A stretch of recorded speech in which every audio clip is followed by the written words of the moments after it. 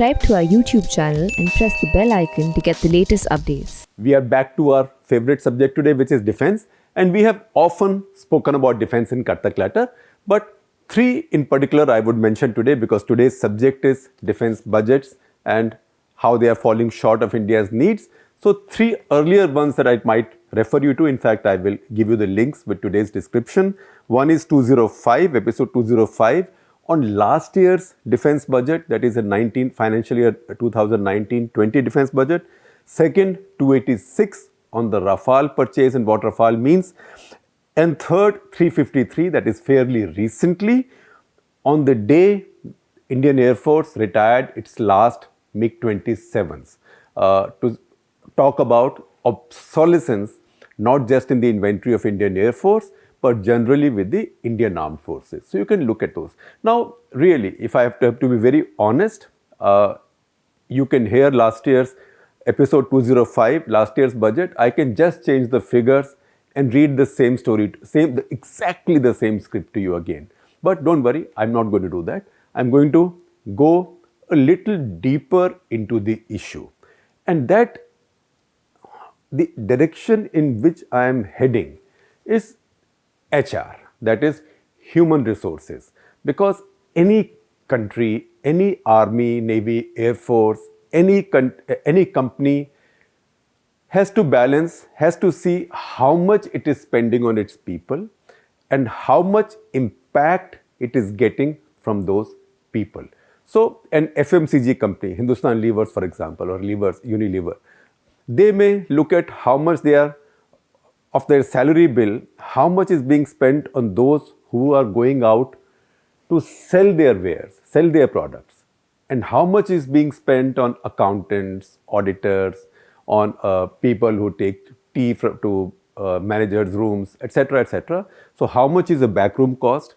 How much is your people who actually go out and sell? Similarly, for the armed forces, it's a question of how many of the people you have will actually go into combat and how many will be doing other things which are very important. Engineers or airmen who look after aircraft are as important in the Air Force as the pilots. So everybody has to find that balance. The armed forces call it teeth to tail ratio. So where does India pass that test and what is India's problem? So just look at your basic defense outlay, and I've got this data with the help of Ramya Nair, my colleague who covers the finance ministry for us. And it's quite cluttered, the data, so you might have to bear with me if I look at my sheets a little bit more often than I usually do. I don't want to go wrong. Also keep looking at the screen carefully because that data also will be accurate. So 2019-20 financial year, now revised estimates which are available tell you the defense budget will consume 2.1% of India's GDP. The budget estimates for next year put this at 2%. That is including pensions. So effectively, this has gone down a little bit as a percentage of GDP. But if you take the pensions out, that the outgoing year that will be finishing in 2 months now, that would have consumed 1.5% of India's GDP or 3,16,000 crores for defense. And similarly, the budget estimate for the next year would be 1.4% of India's GDP or 3.23 lakh crores. So once again, the total budget, however, last year, in year that will finish now is 4.57 lakh crores. Coming year is 5.31 lakh crores. So how come the increase here is almost 70,000 crores? But the increase that you see in the budget without pension is just 7,000 crores. It's nothing. And in fact, comes down as a percentage of the GDP quite substantially from 1.5 to 1.4. 0.1% on that base is a lot of money. That is the story. So the story is that a lot more money is now going towards pensions. So Modi government is now beginning to pay for a promise it had made before the elections on OROP. It's still implemented in a way that has not made everybody happy. In fact, it has left many soldiers and officers and veterans unhappy. Yet now it is sitting on a big pension liability which will keep on going higher and higher. Look at the situation. If you look at the total spending of the armed forces on pensions, outgoing year, it would be 1,18,000 crores. Salaries last year were just about 1,08,000 crores, so already higher than salaries. I'm talking of soldier salaries, not civilians and DRDO, etc., who work for armed forces. This year, if you look at pensions, Army's pensions have gone up from 98,935 crores to 1,13,257 crores. That's an increase of 14.5% in pensions. For the Navy, the increase is only 5.4%. So it goes up from 6,863 crores to 7,234 crores. For the Air Force, the increase is 11.2%. It goes up from 11,991 crores to 13,334 crores. Look at those figures carefully and look at the comparisons I give you. Now, what happens with the salaries? Now, and let me go backwards. For the Air Force, the salaries are 17,939 crores, 6% increase over last year. So, pension bill is still quite high, but it is still considerably lower than the salary bill.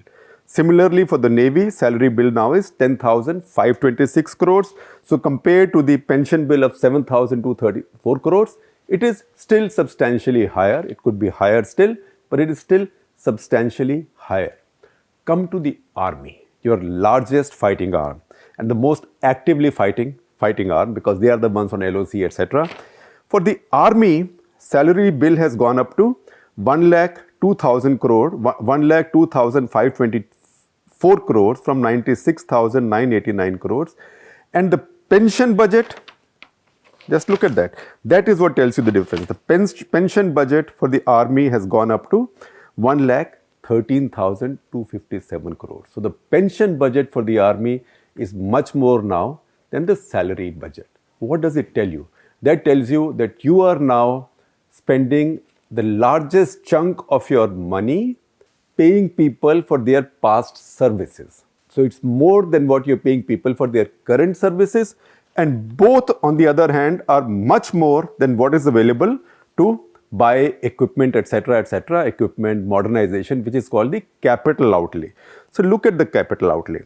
2019-20, capital outlay was 1,10,000 crores, lower than pensions, much lower than pensions, lower than salaries. This year, it's 1,14,000 crores, much lower than pensions, much lower than salaries. So that's why we say that Indian Armed Forces are today in a sizable human resources crisis. Now, if this was an FMCG company, or if this was any other commercial company or a nation, can you imagine a nation paying a lot more to its bureaucracy than it does to the people who need the money, which means a government that spends too much money on itself. Similarly, we have armed forces that spend too much money on themselves and not necessarily on buying the weapons or the wherewithal or the goods with which they can fight better. So that is the problem right now with the armed forces. If you look at the capital outlay this year, that is the amount, I gave you the big figure, that is the 1,14,000 crores, lower than pensions, lower than salaries. If you look at that also, see what's happened, and this is quite telling. Army has gone up from 29,667 crores to 32,392 crores, increase of 9.2%. At least this increase is a little bit more than your overall inflation rate, because inflation has been low this year. The Navy, on the other hand, 26,156 crores to 26,688 crores, just a marginal increase of 2%. And now I come to something that will shock you. Indian Air Force, 44,869 crores to 43,282 crores, which is a decline of 3.5%. And this after a year when you put up MiG-21 Bisons to fight Pakistan's latest block F-16s armed with AMRAAM missiles. So Air Force allocation capital outlay actually has gone down. Now you can look at these figures inside out also. inside out, you will say, oh, but the army is so much bigger. How come the army only has 32,300 crores, whereas the navy has 26,000 crores and the air force has 43,000 crores? That's because army, navy, air force, each is allocated a percentage of the budget, which has generally remained in the same ballpark for the past many years. But because the army has so much more manpower, so much more of its budget gets consumed in paying salaries and pensions. The Navy and the Air Force, because they are much smaller, they have a much smaller manpower now and they have a much lower pension burden from the past, still have more money available for modernization, for acquisitions. Yet, this is not enough, because with this kind of money, there is no way that the Air Force is going to be able to buy anything substantive. I mean, just think about it. 43,282 crores is two-thirds the cost of 36 Rafales. Not that all Rafales will come this year, but the fact is that the Air Force needs new missiles, it needs new radars, its fighter strength is going down now, it needs more helicopters. We just had one Cheetah crash yesterday. Fortunately, the two pilots survived. But remember, when we talked about MiG-27 retirement and obsolescence in our episode 353, I had mentioned how the Cheetah Chetak original helicopter is almost 55 years old. In fact, we had shown you a clip, and I will show you again a picture from Shami Kapoor, Sharmila Tagore's film An Evening in Paris, where you can, and it's a 1966 or 67 film, and the helicopter from which you see Shami Kapoor sort of rappelling down in his ill-fitting bathrobe is an Alouette. That is the basic airframe on which Cheetah and Chetak are based. So these are very obsolete equipments. With this money, you simply cannot do this. And that is the situation right now. Now, where do you go from here? You can always say, I need more money. And everybody is telling you that you don't have enough. We just had a CAG report, which we have reported. You saw a story by Amrita Nayak Datta, my colleague, which talked about how the CAG has complained that Indian Army has not been able to buy proper boots, snow boots for its soldiers in Siachen. It's bought substandard masks in that cold weather, which is terrible, because masks are very important, because how do you work under minus 55 degrees or minus 50 degrees? Also, all its high altitude clothing and equipment, HACE as the armed forces call it. Armed forces love abbreviations and acronyms. So HACE, HACE, high altitude clothing and equipment, all that was below par. And shoes, which are called as multi-purpose boots, which should make you survive without frostbite and other calamities, up to minus 55 degrees centigrade. Those were of substandard quality, and in fact, they were so few that soldiers are having to use recycled boots. Think about it. Your soldiers in Siachen, every politician makes token visits to Siachen, takes his salute and says, fantastic, this is Siachen, we are so proud of these people, but they are using recycled or hand-me-down snow boots and substandard masks, etc., because I can't afford to buy anymore because I haven't got the money. Again, if you read that report, troops in Siachen have got a delayed supply of just 750 snow goggles because one ordnance factory took long making these. So until that comes, the soldiers are without snow goggles. So this is not a first-class army. This is not a first-class military machine that we are genuinely proud of, but we can do a lot better for them. In fact, the CAG goes on to say that they had substandard sleeping bags, and also, just breaks my heart, think about it.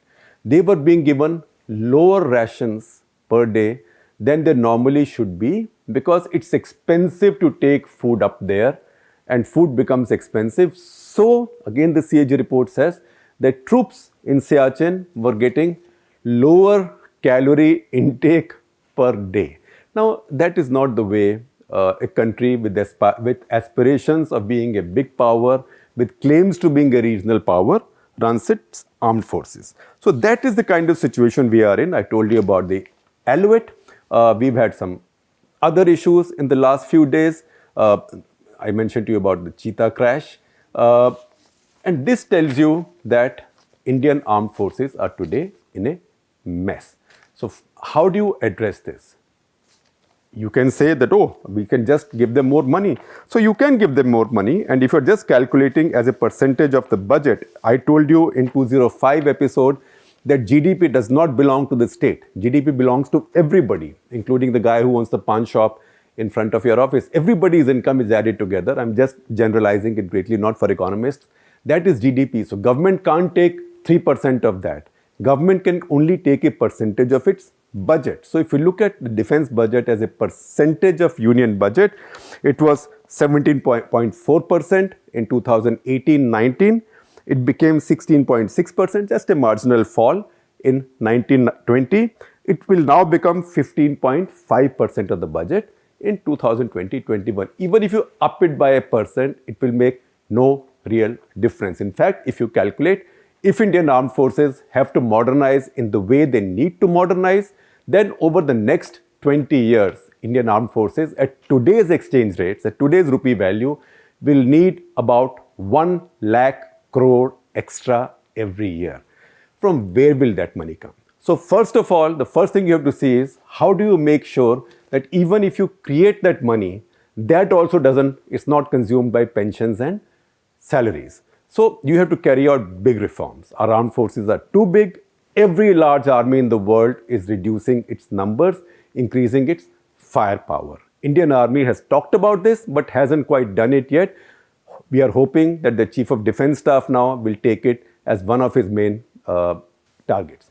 Other thing is you need some more radical manpower planning. For example, why must troops retire in the 30s and then collect pension, because you have to pay them pension for all their lives? Life expectancy is now going up as well. Also, people are fitter for longer. So one idea is let them serve for longer. So as long as they are serving for longer, it's still part of your salary budget, but it delays your pension liability going up. And the longer you delay it, then you are paying under only one head and not two heads, because if they retired early, then you will have to replace them. So you will have the salary bill go up and the pension bill go up. But once again, you get into the question of how young do you want your armed forces to be? You want them to be young, you want them to get old. So that problem will arise.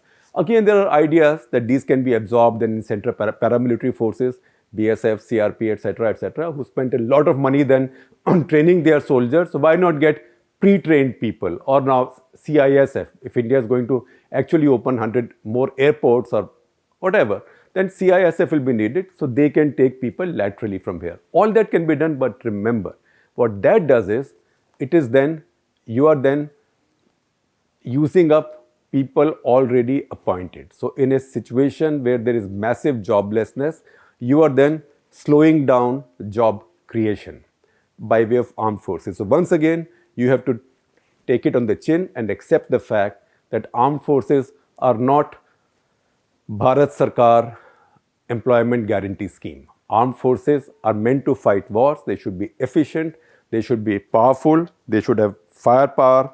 And what's the point of having more and more people if they don't have proper rifles, proper sniper rifles, proper aircraft, proper missiles, if they don't have the superiority or the ability either to deter the Chinese by way of defending your territory or deter the Pakistanis punitively, which is that if you act funny, we'll come and punish you and you will not be able to retaliate. If you can't do either of the two, how can you fight a two-front war? Once again, you can't print another 1 lakh crores every year, and even if you print, it will make no sense if you give it all away to salary and pension. So time has now come to look at the Indian Armed Forces as big monolith carefully, and some radical solutions are needed.